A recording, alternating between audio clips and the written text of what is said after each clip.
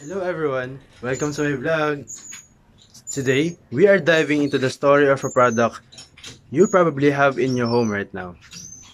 This Vaseline Petroleum Jelly. Have you ever wondered how it's made and what impact it has? Let's find out. Birth of Vaseline production. Vaseline started as a unique solution back in the 1800s.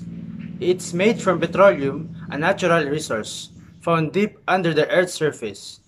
The petroleum is extracted, refined, and turned into this thick, gooey substance we know as a petroleum jelly. The process has advanced with technology, but still, it needs lots of energy and resources to make. So, while it's a useful product, it already leaves a footprint on the environment right from the start. From factory to shelf.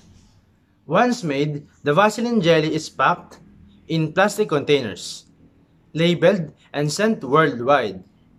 Transportation means fuel is used to get into local stores, adding to the carbon footprint. But Vaseline has an advantage. A single jar can last months, even years, since you only need a little each time. So, in a way, it reduces frequent repurchasing and minimizes waste in this sense.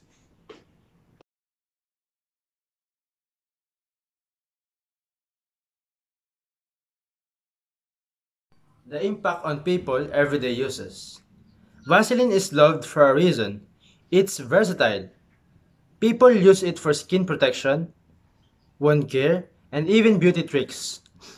It's affordable and easy to get, making it accessible to people all around the world. It's non-toxic and hypoallergenic, which is why it's so popular. But some people are now concerned about using petroleum products on their skin and are switching to natural alternatives like shea butter or beeswax. Hey guys, this is how I use this Vaseline Petroleum Jelly, this product. I use this for my eyebrows, below my eye area. I put it like this.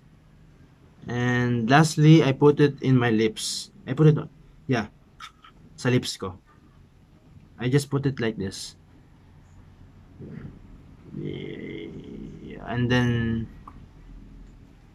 ganun. And yeah, that's how I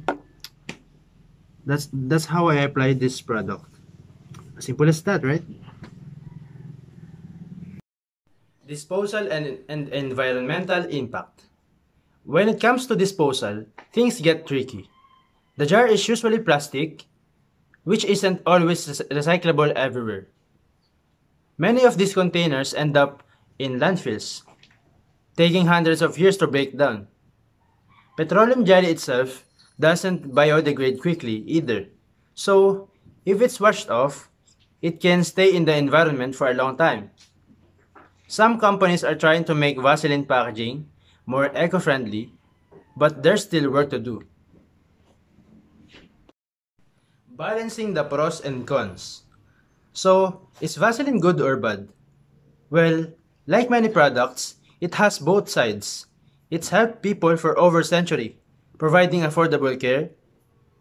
But it also comes with environmental challenges. The good news is, we are seeing steps towards more sustainable packaging and eco-friendly options.